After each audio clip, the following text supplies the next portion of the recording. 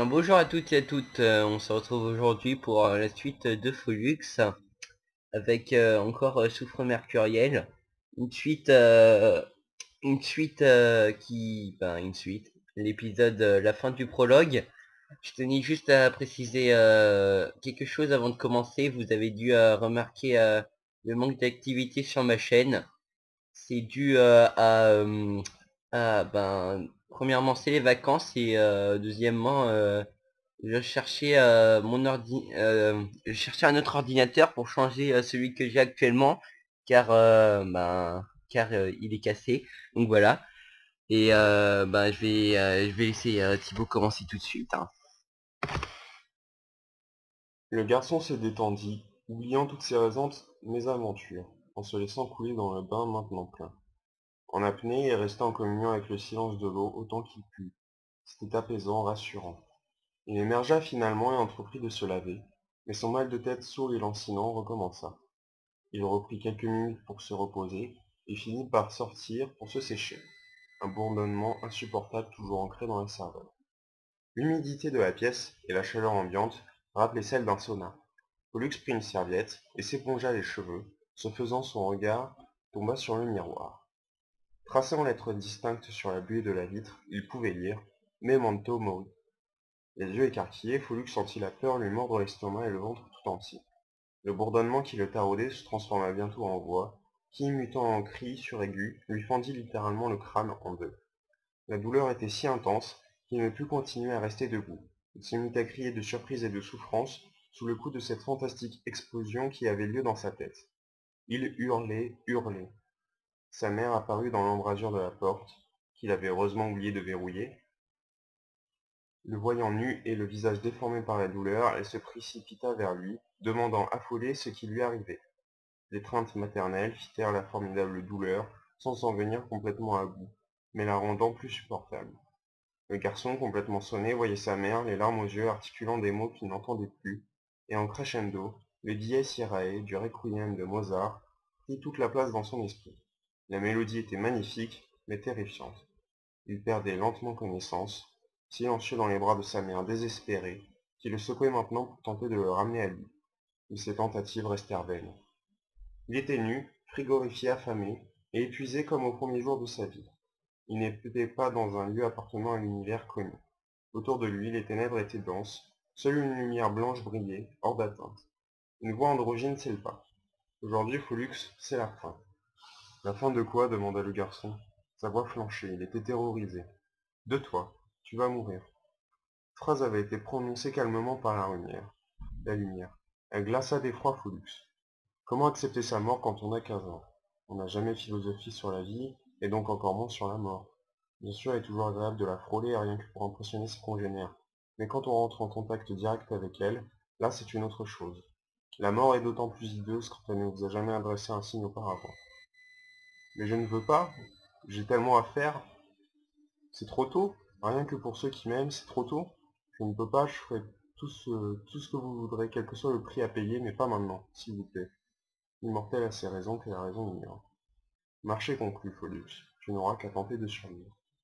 Pollux ne comprit pas cette dernière réplique. Ce qui était sûr, c'était que les ténèbres fondaient sur lui, et bientôt il leur appartint de nouveau. Il avait perdu toute notion de l'espace-temps, et le réveil fut difficile.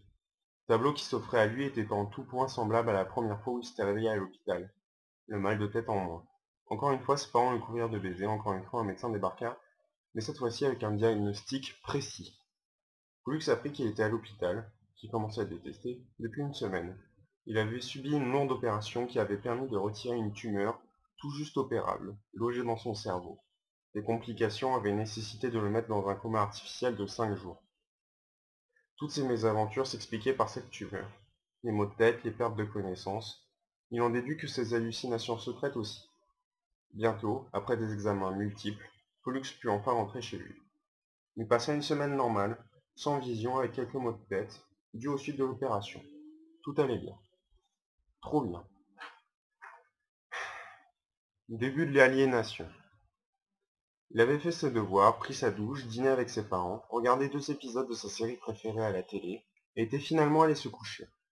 Quelques minutes avaient suffi à ce qu'il s'endorme. Maintenant, divertis-moi un peu. Tu n'as pas oublié notre marché.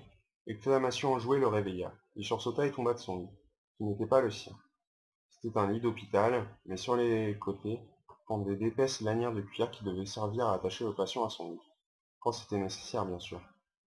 Putain, mais je suis où là? À qui poser la question au fait? Il n'y avait personne. Pas de papa, pas de maman pour l'embrasser au réveil, pas de médecin, avec ou sans diagnostic. Puis s'aperçut qu'il ne portait qu'une blouse de patient, et qu'il faisait bien sombre dans cette chambre. Il ne voyait pas plus loin que le bout du lit. Aussi alluma-t-il la lampe posée sur la petite patte de chevet, à côté de lui. Il était bien évidemment terrorisé. C'est quoi ce bordel? Sa voix flémit en fin de phrase. À vue d'œil, la chambre mesurait 3 mètres sur 3. À gauche du lit, une fenêtre donnait sur un ciel noir convulsé par un orage terrible. Les murs de la pièce ainsi que le sol étaient recouverts de carreaux blancs, ternes, dans lesquels les impacts terribles d'origine inconnue avaient creusé d'énormes cratères de 50 cm de diamètre. On en voyait aussi dans le plafond en plaques au plâtre. Les quelques meubles de la pièce étaient renversés ou carrément détruits. Pour compléter ce tableau chaotique, Pollux pensa bientôt que les taches rouges, que l'on trouvait ici et là, étaient sûrement du sang, et que les brunes, s'il en croyait son nez, étaient un mélange de vomi et de merde. Il se mit à arpenter la pièce dans un silence oppressant. Enjambant les cratères, il en marqua bientôt une page de journal où il était inscrit. La Gazette de Waverly Hills. Aujourd'hui, le sanatorium vient d'ouvrir ses portes. Toute la commune s'est déplacée en haut du mont pour l'inauguration. Les habitants ont pu échanger avec les meilleurs spécialistes et leur confier sereinement leurs proches. Voir page 2.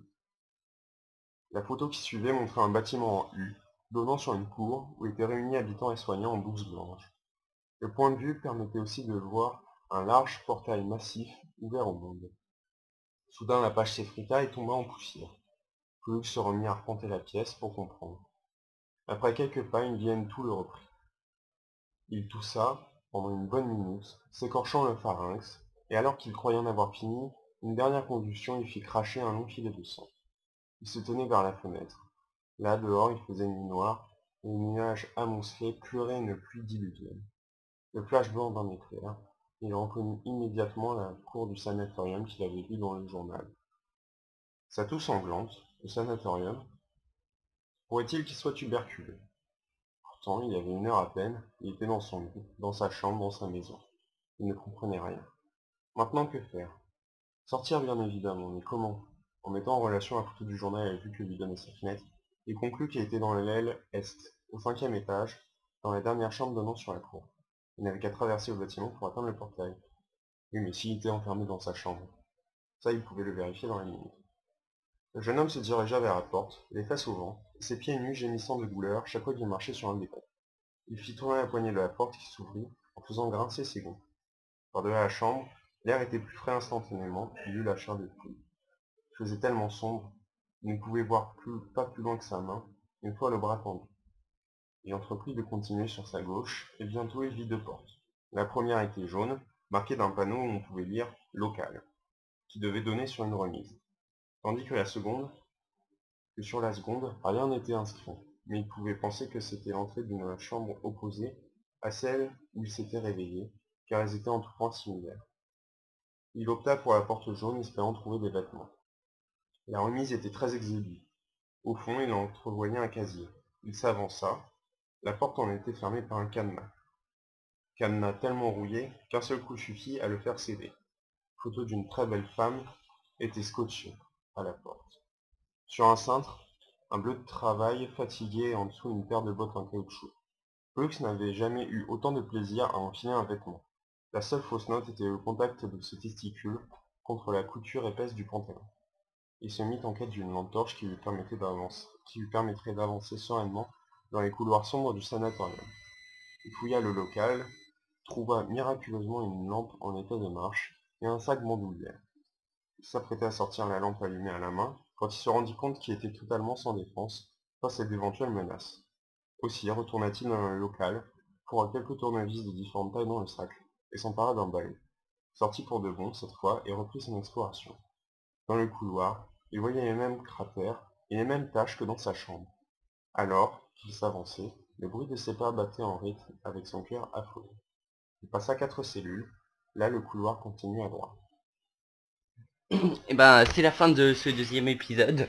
Je vous encourage à commenter vu que tous les commentaires, toutes les questions dans les commentaires, on y répondra en direct dans le prochain épisode, sachant qu'on tourne les épisodes ou une ou une demi-semaine après l'épisode d'avant.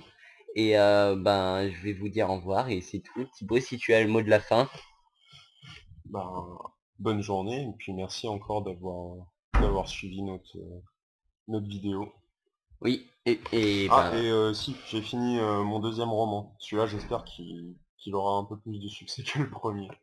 bon, c'est déjà énorme, hein, 40 vues en 2 semaines. C'est ma vidéo qui a fait le plus de vues en moins de temps, mais c'est stoppé net.